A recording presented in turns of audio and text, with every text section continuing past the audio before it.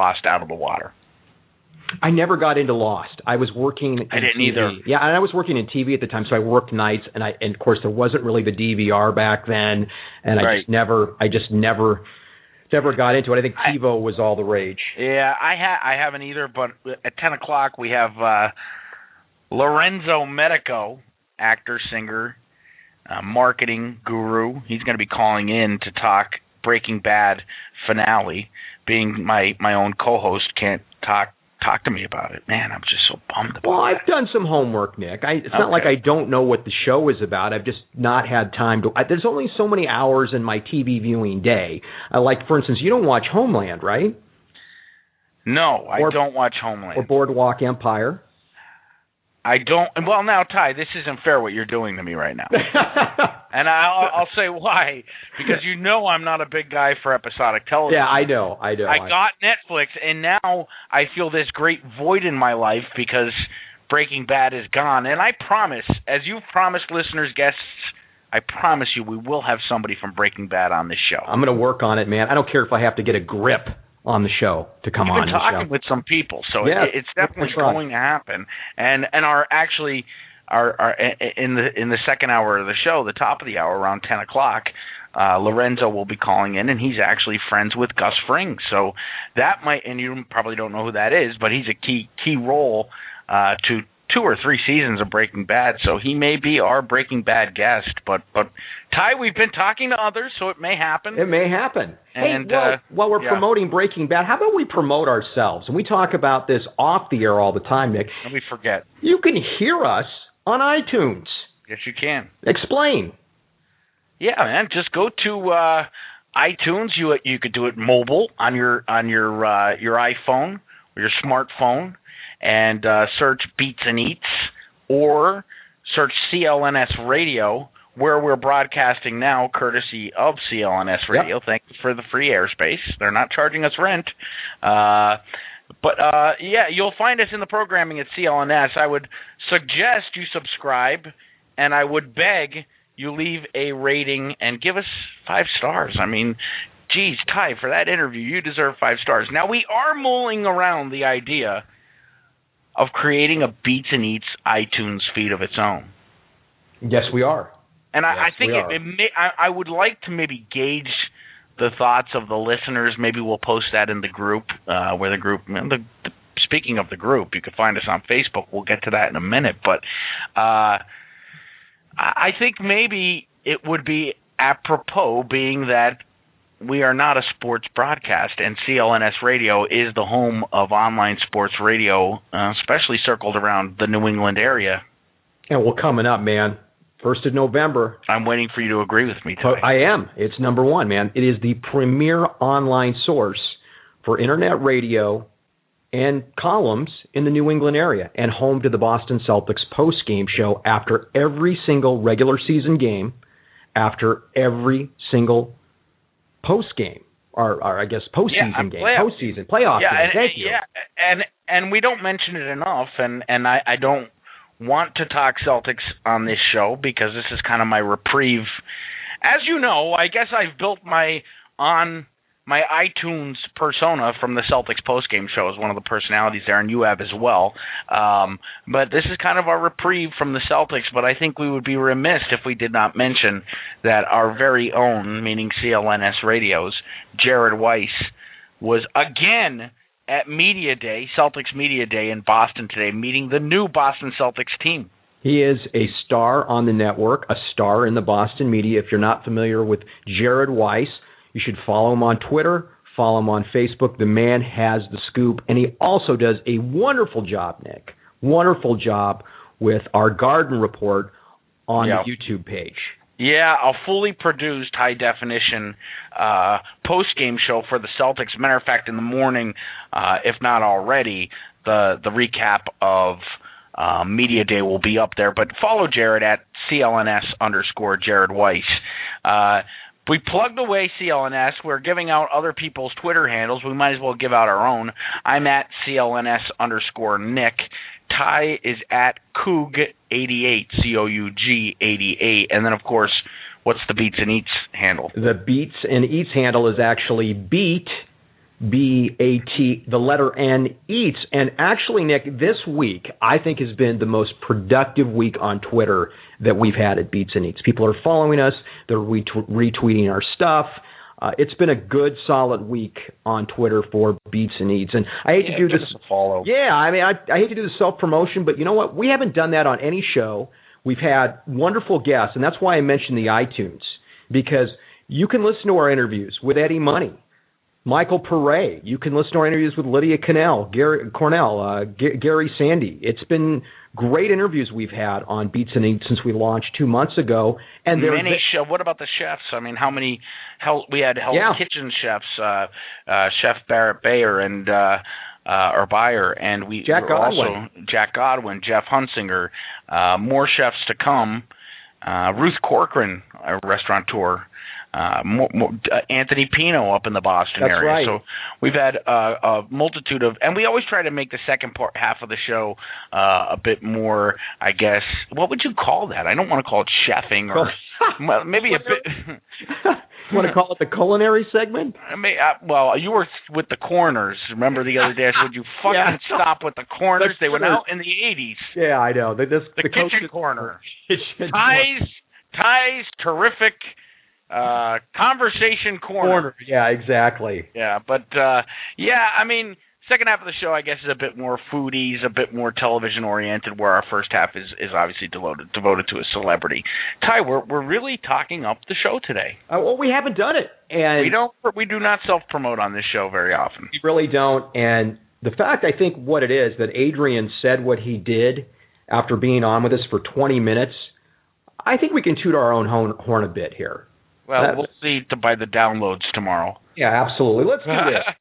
Download us on iTunes, please. Please. Let's. And by the way, if you have an Android phone, I don't know if you know this, Nick. I actually listen to our podcast on my Samsung 3 through a program on my phone. So you can actually listen to the podcast even if you have a Droid, and I can't remember the name of the program. Of course not, to tell people to download it. But I believe it's there for the taking. All you have to do is look up CLNS, and Beats and Eats is right there. Yeah, and we're looking into Stitcher now as well. So we're diversifying ourselves. I mean, this was really just an idea born of two guys chatting on a Friday conference call, sales call, really. Yep. We said, boy, this would be a great podcast. Ty, you pushed, and finally I gave in, and I don't think we expected much of anything from it. And the amount of downloads and listens and emails and interaction on our Facebook page, Beats and Eats, has been really humbling. I mean, I honestly thought people only cared about me for Celtics, and some do. I've lost a couple followers on Twitter that just want to hear me talk about Rajon Rondo, sure. But the truth of the matter is, it's really flattering that people are appreciating hearing about our own lives a bit. Well, the fun thing is, Nick, is what we talk about, and I said this at the beginning of the show, we're not going to talk about the government shutdown tonight. We're not going to talk, Iran or Syria or any of that. This is a place to get away and smile. And the fun thing about the group is every time I post something there, I post the most random stuff, as you know, in the Facebook. So does Len Geitzen. And when people react, yeah, he does. Len does, yeah. He's a like, what?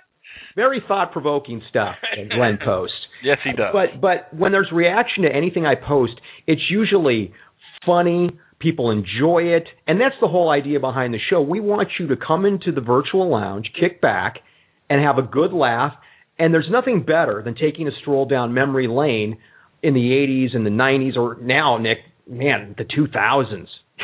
2000, we're in the teens. Yeah, I know, it's crazy. We got to start. Here I'm getting guests from the 80s at the 2000s. We could get guests from the 2000s, and it would be considered retro. So my point is, we should get. Go ahead. Go ahead. No. So all I'm saying is, there's nothing like reminiscing. Reminiscing is it's like being with old friends, man. There's nothing better than that, and just yucking it up and having a good time.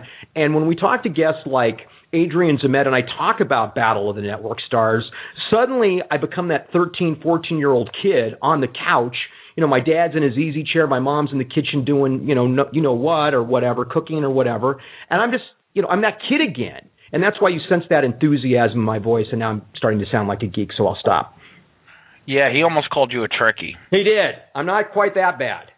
If we get Shatner on, I don't want you to say in episode 10 of season 1 when you kissed the Andorian, what did you feel? Because he will bust your balls. He will.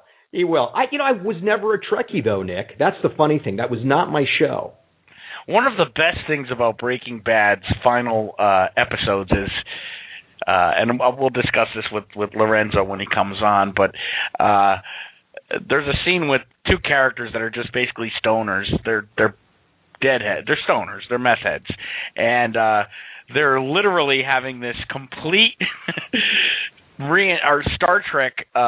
This guy wants to write a book about Star Trek or an episode of Star Trek, the old series, and it's just hilarious the stuff he's bringing up. And what's even more hilarious is I refuse to call myself a Trekkie, but every time he mentioned an alien from a galaxy far away, I knew what he was talking about. Would that make me a Trekkie? Am I a Trekkie? I think so, Nick.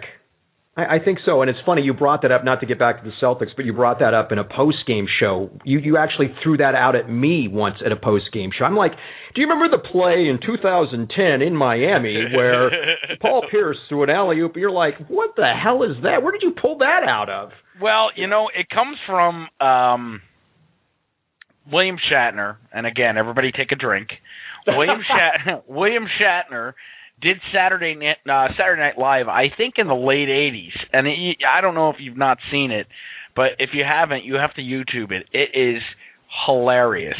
There's one scene where he is at a Star Trek convention, and he's trying to be patient with the fans, and they keep asking him questions like that from like 20 years earlier, and this at the time, I think Shatner was trying to kind of break. He was doing the T.J. Hooker. He was trying to break away from the Star Trek persona of only being typecasted, and he absolutely unleashes on these fans and says, "Get a life. You need to grow up. Go get laid. Why are you?" I don't know I don't know what I was thinking. I don't even remember shooting the episode. I never watched it. It was in typical Shatner dramatic fashion, and it was just so damn hilarious. So, when I get people saying, "Hey, do you remember when?" And I'm one of them. Larry Bird threw the behind the back pass to Reggie Lewis all the way, 100 feet down the court. Right. And you're like, against the Clippers in 19. I'm like, dude, you are a Trekkie. Yeah, and we can whip those different scenarios out a lot on this program. We can go back in the annals of Celtics history and not talk about postseason games, just these abstract regular season games we can talk about. No, quite. I mean, and again, we're off the beat and path here. Nice. Tented. But, yeah, I mean, at CLNS Radio, especially when the post-game shows start revving up, Ty, it's a lot of fun because you have a great mix of old-time fans like you and I who really, really loved the glory days to the fans who weren't even born when – or not the fans, the personalities on the show that weren't even born when Larry Bird retired. They never seen him play, so it's a nice contrast of old school Celtics fans and the rookies, the newcomers, and yeah. And it gets very entertaining because if anybody disses the old guard, boy, do they feel my wrath. And mine. I mean, you just don't take Larry's name in vain. Man, oh man, you don't, or you don't even diss Danny Ainge, which I think a few of our followers have gotten the beat down from me when they diss Danny because they don't realize what a tremendous player he was and what he meant to the organization. But will his number be retired? Why not? Why not? It should be. Great athlete. He played, by the way, he played football too, not just baseball. He played professionally for the Blue Jays, but played for the Celtics. Yep. Continued on with the Suns and the Blazers. People also forget he had go ahead. He had a 40-plus game, I believe, against the Celtics. I think you're right. Was he with the Kings? In his first appearance, or his first game against his former team, it was like 46 points or something. I mean, Ainge, he was always a good clutch player. He always showed up in the big games or in the big quarters, and we shouldn't be talking about this right now. But